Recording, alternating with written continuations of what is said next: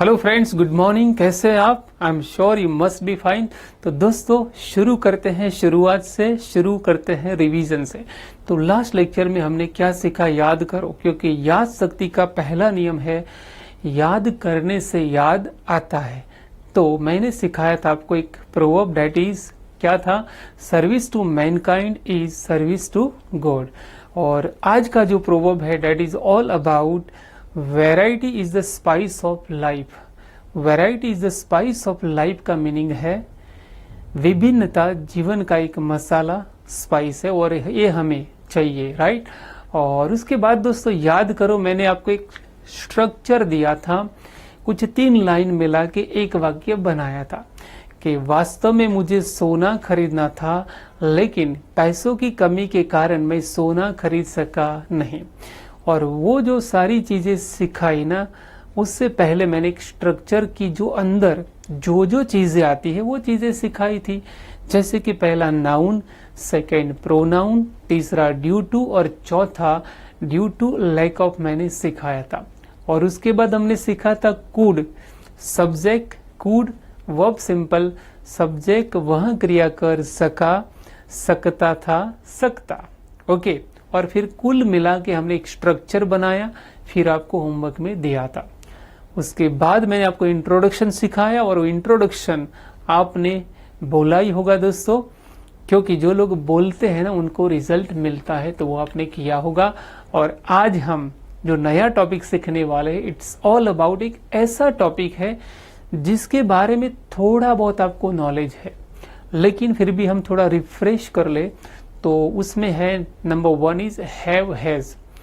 दोस्तों हैव का मीनिंग क्या है, के पास होना, के पास होना। जैसे मैं अगर कहूं कि मेरे पास पेन है, तो इसका इंग्लिश क्या होगा, आई हैव अ पेन। मेरे पास कार है तो आई हैव कार। दोस्तों अब यहाँ एक चीज समझना है आपको, वो ये है कि जो हैव है उसकी जगह HAS, हैज कब यूज होता है, तो जब ही हो या शी हो या इट हो तो हैव की जगह हमें क्या यूज करना है, हैज।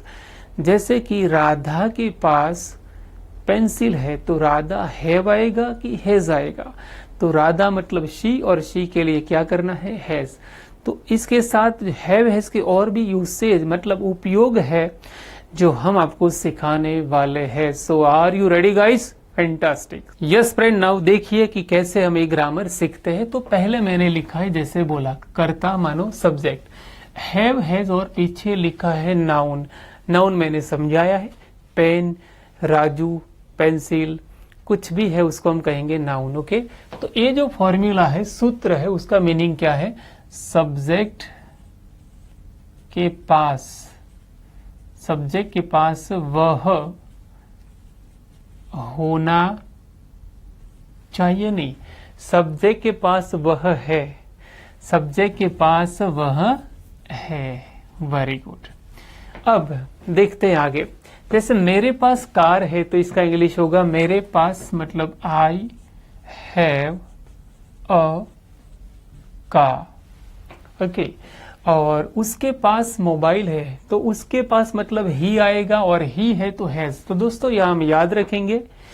याद ये रखना है दोस्तों कि जब आई, वी, यू और दे है तब हमें हैव यूज करना है, और ही, शी या इट है तब हमें हैज यूज करना है।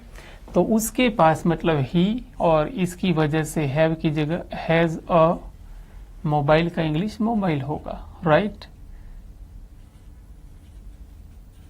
मोबाइल। नाउ हमारे पास सब कुछ है तो वी हैव एवरीथिंग। तो इंग्लिश कैसे लिखेंगे, पहले वी है, के पास होना, हैव सब कुछ, everything, we have everything. Now इसका नेगेटिव बनाना है। जैसे बोलते हैं मेरे पास वक्त नहीं है तो आई हैव नो टाइम, उसके पास वक्त नहीं है तो बोलेंगे he has no time, okay. तो यहाँ एक खास चीज मैं सिखाऊं, वो ये है, जैसे मेरे पास कार नहीं है तो I have not a car. Now यह जो लिखा है नॉट अ कार, इसकी जगह हम ऐसे भी लिख सकते हैं आई हैव नो कार। सो ये चीजें बहुत कम लोग जानते हैं, आप ध्यान रखिएगा। अगर हम नॉट लिखते हैं तो अ कार लिखना है, लेकिन अगर हम नो लिखे तो क्या लिखना है, डायरेक्ट कार, और इसमें आर्टिकल नहीं आएगा। दूसरा एग्जाम्पल कि मेरे पास एक मोबाइल है तो आई हैव अ मोबाइल, लेकिन मेरे पास मोबाइल नहीं है तो उसके दो तरीके हैं, I have not a mobile, या तो कह सकते हैं I have no mobile. Are you clear guys? Okay, now हम अब क्वेश्चन प्रश्न बनाएंगे। तो क्या करना है कि आपके पास छूटे पैसे हैं, हम बहुत बार पूछते हैं क्या आपके पास छूटे पैसे हैं, तो यू हैव का उल्टा आना है। तो पहले यू हैव, तो हैव आगे, यू पीछे, तो क्या होगा, हैव यू चेंज। ओके, लेकिन मॉडर्न इंग्लिश में ऐसे भी लोग बोलते हैं डू यू हैव चेंज। क्या डू यू हैव चेंज? अगर सामने कोई बड़ी उम्र वाला है तो आप सर बोल सकते हैं, लेडी है तो मैम बोल सकते हैं, और अगर दुकानदार कोई अंकल मतलब उसकी उम्र के हैं तो बोल सकते हैं do you have change uncle, ऐसे बोल सकते हैं। नाउ अगर हमें ये पूछना है कि किसके पास दो पेन है, तो ये हो गया क्वेश्चन। तो किसके पास, तो इसका इंग्लिश क्या होगा, वो, क्या होगा, वो। अब वो है ना दोस्तों, उसके साथ हमेशा सिंगुलर वाला मतलब हैव नहीं, हैज आएगा। सो वो हैज टू पेन्स। किसके पास पैसे है, वो हैज मनी। किसके पास पासपोर्ट है, वो हैज अ पासपोर्ट, ऐसे। नाउ हैव हैज है, उसके और भी उपयोग है दोस्तों। रिलेशनशिप के लिए भी इसका यूज होता है। जैसे मेरे पास भाई है, ऐसा हम नहीं बोलते, मेरा एक भाई है, राइट। तो इसका इंग्लिश हम लिखेंगे आई हैव वन की जगह अ ब्रदर। अक्षय के दो बच्चे हैं, अक्षय कुमार, हैव आएगा कि हैज? सो अक्षय, हैव आएगा कि has? Of course has two children. Okay, India के पास बहुत सारी नेचुरल चीजें हैं, तो India has many natural resources. Okay, ऐसा बोल सकते हैं। फिर आता है बीमारी, डिसीज के लिए भी हम हैव का यूज करते हैं। जैसे मुझे आज बुखार है तो आप बोल सकते हैं I have a fever today. उसको आज सर्दी है तो बोल सकते हैं ही या तो she has a cold. Are you clear? तो this is all about have has दोस्तों। ये तो आपको पता ही था, ये तो थोड़ा हमने रिवीजन किया, लेकिन जो नया टॉपिक है आपके लिए वो थोड़ा डिफरेंट है, जो बहुत कम लोग जानते हैं, वही मैं आपको सिखाने वाला हूँ दोस्तों। और वही सिखाने के लिए हम आगे जाएंगे। तो एक शब्द है बी, तो बी का मीनिंग क्या होता है? जैसे गो का मीनिंग जाना होता है, उसी तरह बी का मीनिंग होता है होना।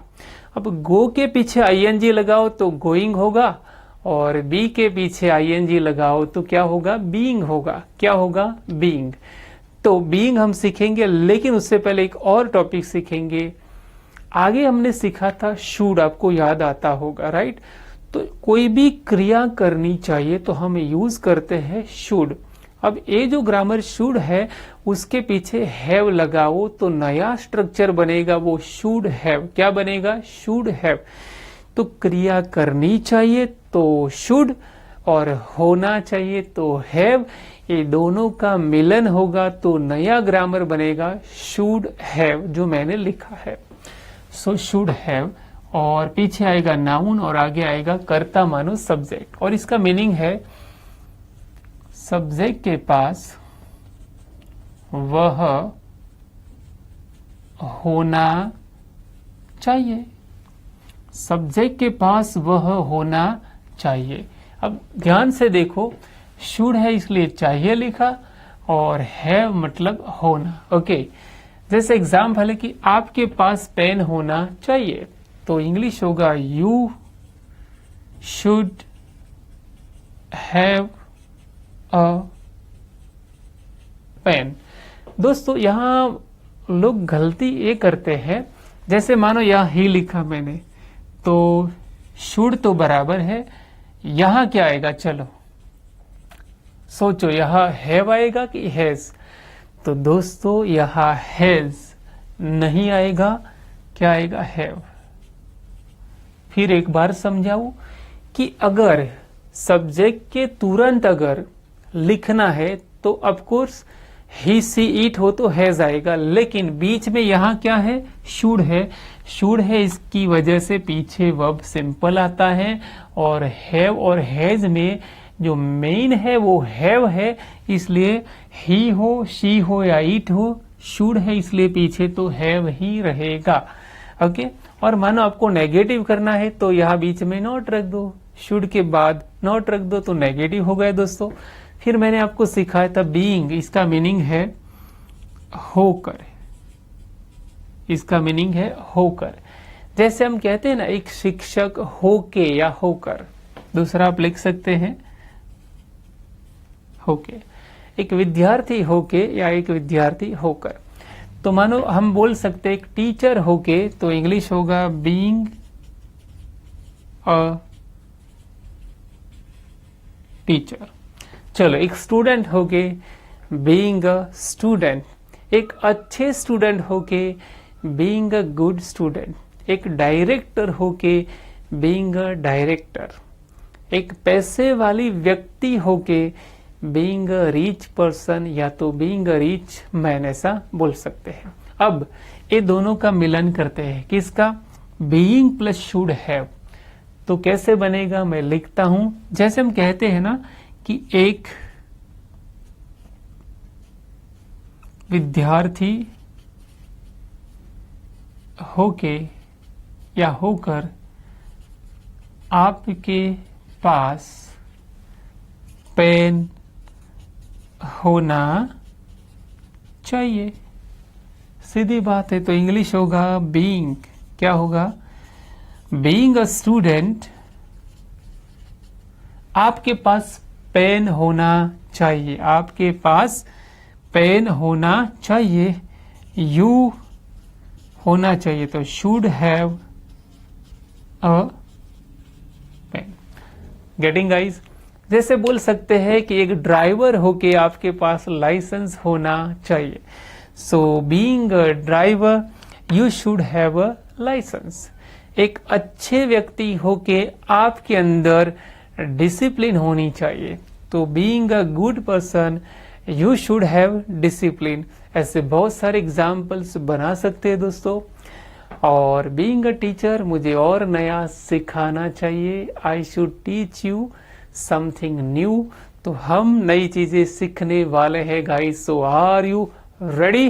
फैंटास्टिक। सो दोस्तों, अब मैं आपको सिखाने वाला हूं URMS। दोस्तों URMS का मतलब क्या है वो पहले सिखाया था।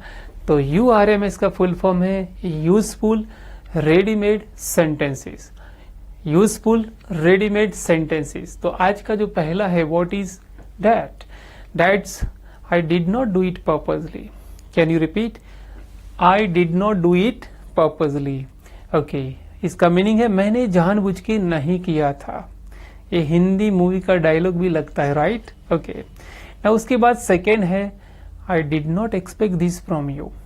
आई did not expect this from you, इसका मीनिंग है मैंने आपसे ये उम्मीद नहीं रखी थी, तो वो सेकेंड हो गया। ओके, थर्ड वन है वाई डोंट यू अंडरस्टैंड, आप समझते क्यों नहीं। So third is why don't you understand, तो थर्ड आपने यहां देखा। और fourth one is when shall we meet. When shall we meet, इसका मीनिंग है हम कब मिलेंगे। And last one is where shall we meet. कौन सा है बोलो?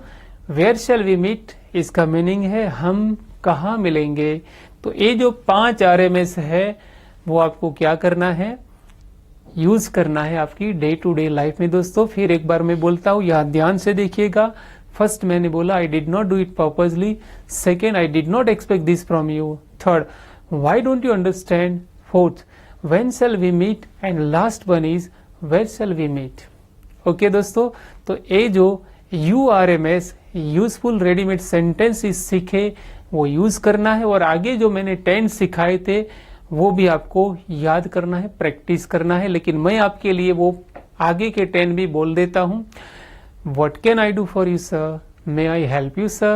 This is not fair. I shall never forget your kindness. Who is stopping you? Right? उसके बाद सेकेंड राउंड था Don't act too smart. Don't try to make me a fool. Did I ask you any harm to you? I will show you. और आज के 5 कौन से हैं? I did not do it purposely. I did not expect this from you. Why don't you understand? When shall we meet and where shall we meet? Okay? Fantastic. और अब मैं आपको 10 वर्ब्स देने वाला हूं दोस्तों, क्योंकि आपको वोकेबुलरी मतलब आपका जो वोकेब है वो भी बढ़ना चाहिए, आपको वर्ड्स आने चाहिए। तो आज मैं आपको जो 10 वर्ब्स देने वाला हूं वो हम फ्यूचर में यूज करेंगे। तो नंबर 1 है, यहां आपके सामने आएगा। Number 1 is advice.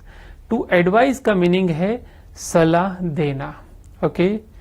Number 2 is to accept. To accept का मीनिंग है स्वीकार करना, स्वीकारना। थर्ड वन इज, तीसरा जो है that is to arrange. Arrange मतलब अरेंज करना, जैसे पार्टी अरेंज करते हैं, राइट? सो अरेंज। और उसके बाद चौथा है that is all about to believe. To believe मतलब मानना। और दोस्तों अगर आप मानते हैं तो आप बहुत कुछ कर सकते हैं। और उसके बाद नंबर 5 है टू बाइंड। बाइंड मतलब बांधना, जैसे बुक बाइंडिंग हमने सुना होगा, राइट? सो वो बुक बाइंडिंग का बाइंड, वो बाइंड बांधना। और उसके बाद है number 6 that is build. Build का मीनिंग भी बांधना होता है, लेकिन यहाँ जो बिल्ड है वो मकान के लिए, इसलिए तो बिल्डिंग शब्द आया है, राइट? तो ये है। और उसके बाद जो है that is all about to be fool. To be fool का मीनिंग है मूर्ख बनाना। तो आपने प्रोवर्ब में नहीं, वो आपने जो URMS में भी देखा या पढ़ा होगा, don't try to make me a fool, right? तो वो नाउन था, यहाँ ये वर्ब है टू बी फुल, मूर्ख बनाना। और उसके बाद वाला है that is to burn. To burn का मीनिंग है जलाना, राइट? और उसके बाद जो आप सीखने वाले that is to beat. Beat मतलब मारना, जैसे डोल बीट, और मतलब कुछ पेरेंट्स बच्चों को मारते तो उसके लिए आएगा बीट। ओके। तो मारना और मार डालना दोनों अलग है। And last but not least that is all about to break. To break के 2 मीनिंग है दोस्तों, एक तो तोड़ना और दूसरा है टूटना। तो ये जो 10 वर्ब्स मैंने दिए वो सारे वर्ब्स आपको प्रिपेयर करने हैं और नेक्स्ट लेक्चर तक आपको पूरा तैयार रखना है। और अब आपको मैं देने वाला हूँ कुछ खास ऑफ कोर्स, और वो है जो आज के लेक्चर में सीखा उसके बेस पर कुछ सेंटेंसेस मैं बोलूंगा। पूरी स्क्रीन पे वो सेंटेंसेस आपके सामने होंगे। सो बी रेडी। दोस्तों अब आपके सामने सेंटेंसेस होंगे और वो वाक्य मैं हिंदी में बोलूंगा, उसके बाद इसका इंग्लिश क्या होता है वो आपको सोचना है। वैसे मैं इंग्लिश भी बोलने वाला हूं। नंबर 1, मेरे पास केवल एक वाहन व्हीकल है। मेरे पास केवल एक व्हीकल है। चलो सोचो क्या होगा English. Well done. I have only one vehicle. I have only one vehicle. Number 2, हमारा एक छोटा सा परिवार है। हमारा एक छोटा सा परिवार है। We have a small family. We have a small family. Number 3, मुझे एक समस्या है। मुझे एक समस्या है। सो इंग्लिश होगा I have a problem. I have a problem. Number 4, हमारे पास सब कुछ है सिवा मन की शांति। हमारे पास सब कुछ है सिवा मन की शांति। सो सोचो क्या होगा। आपके लिए एक नया शब्द आ गया ना, सिवा। तो इसका इंग्लिश है we have everything except peace of mind. We have everything except peace of mind. Number 5, मेरे पास पासपोर्ट नहीं है। तो इसका मैं दो इंग्लिश बोलूंगा, आपको पता है। I have not a passport या तो I have no passport. Okay. Number 6, आपके पास 100 के छुट्टे हैं, हम कहते हैं ना ऐसे, आपके पास 100 के छुट्टे हैं। So do you have the change of ₹100? Do you have the change of ₹100? Number 7, आपके भाई के पास आधार कार्ड है, तो इसके दो इंग्लिश है, लेकिन मैं पहले सरल बोलूंगा। Has your brother an Aadhaar card? क्या has your brother an Aadhaar card? या तो हम एडवांस इंग्लिश में बोल सकते हैं does your brother have an Aadhaar card, ऐसा भी बोल सकते हैं। नंबर 8, एक ड्राइवर होके आपके पास लाइसेंस होना चाहिए। ये रिवाइज, राइट? एक ड्राइवर होके आपके पास लाइसेंस होना चाहिए। So being a driver you should have a licence. Being a driver you should have a licence. और नंबर 9, एक टीचर होके आपको समझना चाहिए। ये मैंने पैटर्न चेंज किया। एक टीचर होके आपको समझना चाहिए। So being a teacher you should understand. Being a teacher you should understand. और 10वां वाक्य है मुझे एक बॉटल चाहिए। तो ये तो आगे वाला लिया दोस्तों, चाहिए मतलब इच्छा है, तो आई वॉन्ट अ बॉटल। और इसके बाद 11th, मुझे एक बॉटल खरीदना है, मतलब खरीदने की इच्छा है दोस्तों। So I want to buy a bottle आएगा। और उसके बाद मुझे एक बॉटल खरीदना था, मतलब खरीदने की इच्छा थी। सो क्या होगा सोचो, I wanted to buy a bottle. I wanted to buy a bottle. और 13वां है मैं कुछ खा सका नहीं बुखार के कारण। तो ये भी हमने सीखा था, due to fever I could not eat anything. Due to fever I could not eat anything, या तो कह सकते हैं I could not eat anything due to fever, दोनों सही है। और 14th सेंटेंस, आपके कितने भाई है? सो इसका इंग्लिश होगा how many brothers have you, या तो एडवांस इंग्लिश में कह सकते हैं how many brothers do you have, दोनों सही है। एंड लास्ट, आपके पास क्या है? तो इसका भी हम दो तरीके से बोल सकते हैं, व्हाट हैव यू या तो व्हाट डू यू हैव, दोनों सही है। तो दोस्तों ये जो सेंटेंसेस मैंने आपको सिखाए, वो सेंटेंसेस आपको क्या करना है, हिंदी देख के, बिना देखे इंग्लिश करना है, और फिर चेक करना है कि आपको कितना आता है और कितना इम्प्रूव करने की जरूरत है। ओके, सो लास्ट में कुछ खास आपके लिए है, सो बी रेडी। सो दोस्तों अब लास्ट में क्या है आपको पता है, पजल। सो दोस्तों यहाँ आपके सामने मैं रखता हूं, Which month of the year has only 28 days? Let me repeat. Which month of the year has 28 days? मतलब जो 12 महीने हैं उनमें से कौन सा महीना ऐसा है जिसके 28 दिन होते हैं? आपके पास है 5 सेकेंड, 1, 2, 3, 4 एंड 5। तो दोस्तों आंसर इज फेब्रुआरी नहीं है दोस्तों। जरा सोचो, हर एक महीने के 20 डेज नहीं 28 डेज तो होते ही है ना। Are you clear? हाँ, ऐसा कह सकते हैं कि भाई लीप ईयर में कितने दिन होते हैं, लेकिन कौन से महीने के 28 डेज? ऑफ कोर्स हर एक महीने के 28 डेज तो होते ही है। Okay, fantastic. और लास्ट आपको करना क्या है दोस्तों, जो आपको सिखाए वो सारी चीजें आपको होमवर्क में, जैसे आप प्रोवर्ब 4 टाइम्स लिख सकते हैं, ग्रामर आपको एक बार लिखिए, और भी एग्जाम्पल्स बनाने हैं दोस्तों। और URMS मैंने सिखाए जो 5, वो बार बार बोल के प्रैक्टिस करना है। उसके बाद जो सेंटेंसेस मैंने आपको दिए ना स्क्रीन पर, वो क्या करना है कि हिंदी केवल आप देख सकते हैं और इंग्लिश बिना देखे लिखना है।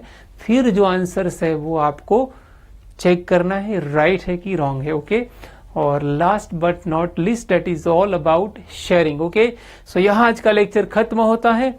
Thank you very much. मिलते हैं ब्रेक के बाद। Thank you.